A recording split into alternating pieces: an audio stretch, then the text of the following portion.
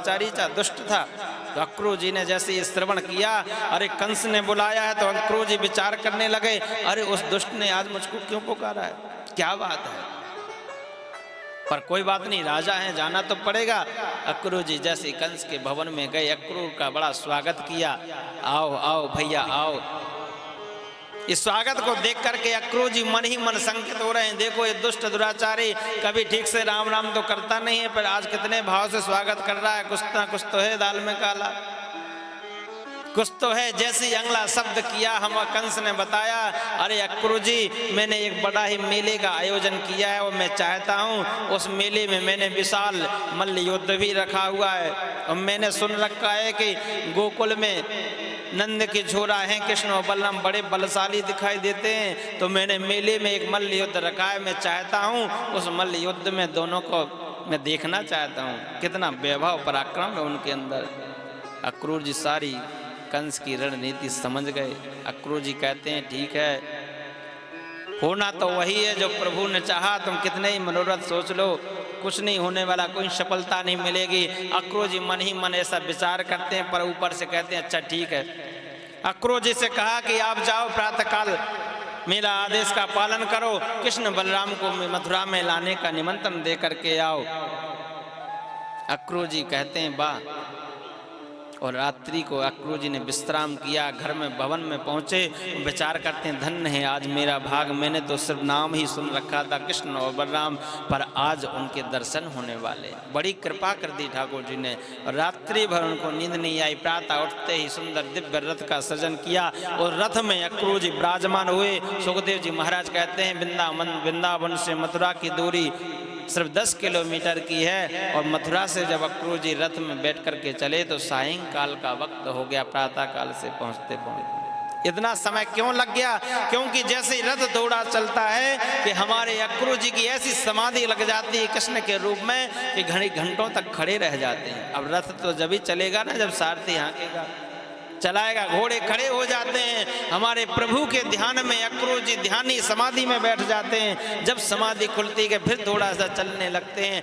ऐसे करते करते सायंकाल गोधूली बेला के समय अक्रूर जी पहुंचते हैं और हमारे लाखों गायों के चलने से वह धूल उड़ती है। ऐसी धूल में रक्त रंजित होकर के हमारे अक्रूर जी चलते हैं। लाखों गाय आगे चलती हैं। हमारे कृष्ण बलराम सुंदर श्याम छटा के साथ में दोनों कलबलियां करके एक दूसरे के कंधे पे हाथ रख करके दोनों बाल गोपाल चल रहे हैं। अक्रूर जी ने आते आते सुंदर भगवान की श्यामलता को देखी तो रथ से उतर करके प्रभु के चरणों में गिर जाते हैं अक्रूर जी। जैसे अक्रूर जी को हमारे कन्हैया देखते हैं तो कहते आहा चाचा जी आए हैं। दोनों भुजाओं से पकड़ करके उनको उठाया, हृदय से लगाया। अक्रूर जी ने जो उनकी श्यामलता देखी तो आहा कहते हैं धन्य है आज उन परम पिता परमेश्वर के दर्शन हो गए। अक्रूर जी ने जैसी लाखों गायों के चलने से धूल उड़ती है और धूल में चलते हुए गोविंद के चरण चिन्हों को देखा तो पहचान गए कि ये किसी और के नहीं, मेरे प्राण प्यारे प्रभु के ही चरण चिन्ह हो सकते हैं।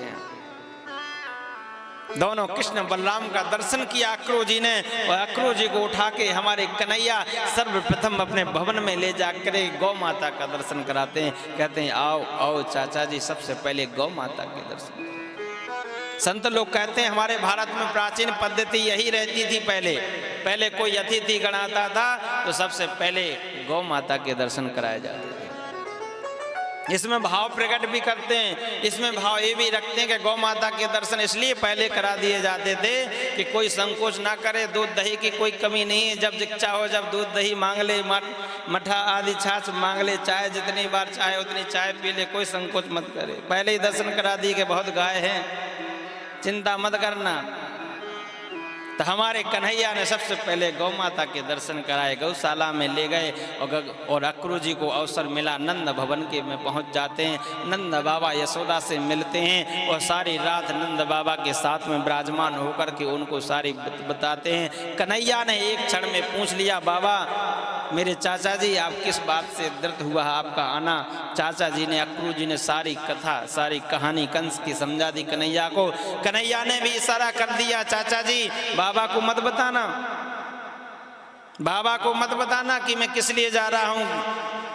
आप तो सिर्फ यही कहना बाबा को कि मैं मेले का आयोजन है मथुरा में, अब आप कहो तो कृष्ण कन्हैया को जरा मेला दिखा लाऊं। यदि आपने कंस की रणनीति सारी बता दी तो फिर जाना मुश्किल हो जाएगा।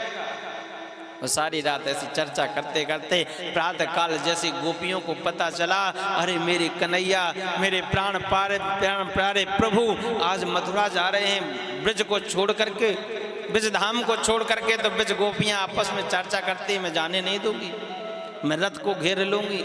एक गोपी कहती है, अरे चाहे मेरे प्राण चले जाएं, मैं पहले अपने प्राण प्यारे को नहीं जाने दूंगी।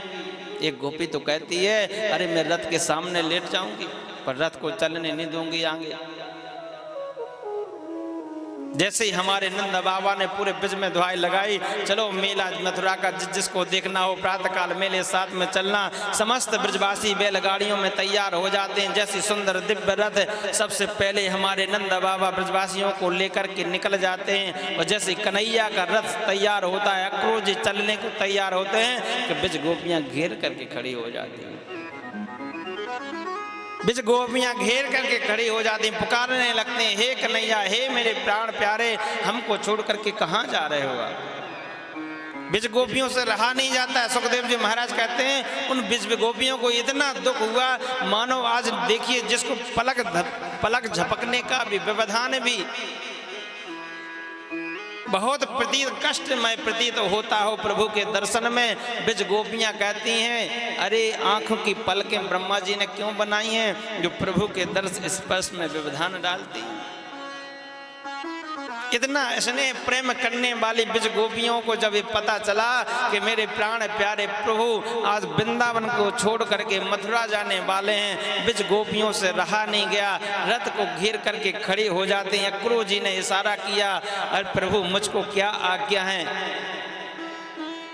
तो हमारे अक्रूर जी की एक बात को सुन करके हमारे कन्हैया आगे आते हैं और ब्रज गोपियों को समझाने लगते हैं, देखो गोपियों, आप इतनी उतावली मत हो, चिंता मत करो, मैं मथुरा जा रहा हूँ, कहीं दूर नहीं जा रहा हूँ, मेला घूमूंगा, दर्शन करूंगा और आ जाऊंगा। ब्रज गोपियाँ कहती, नहीं प्रभु, मैं आपको जाने नहीं दूंगी, मैं आपके बगैर कैसे रहूंगी, आपके बगैर तो मैं एक मिनट भी नहीं रुक सकती हूँ, और आप कहते हो मैं मथुरा जा रहा हूँ। तब हमारे प्रभु अगला प्रश्न कहते हैं, ब्रज गोपियों, इतनी उतावली मत हो, मैं आज गया, कल मेला घूमूंगा, परसों आ जाऊंगा। जो ये शब्द गोपियों के कान में पड़ा कि कुछ साहस बढ़ा, प्रभु कह रहे हैं देखो परसों आ जाऊंगा।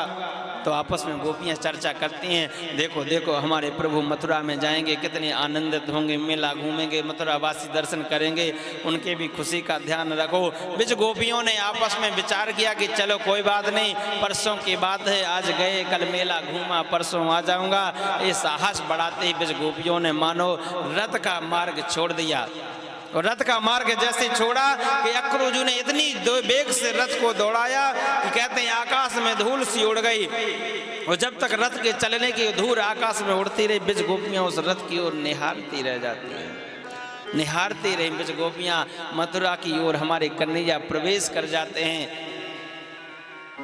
अक्रूर जी महाराज कहते हैं, हमारे अक्रूर जी महाराज ने ऐसा भाव प्रकट किया और आगे चलते चलते अक्रूर जी ने देखा, विचार किया मन में, रथ में बैठे बैठे उन दोनों बालकों को विचार कर रहे हैं, चाचा लगते हैं अक्रूर जी, तो मन ही मन संकेत भी हो रहे हैं, विचार कर रहे हैं कि मैं कैसा अक्रूर हूं,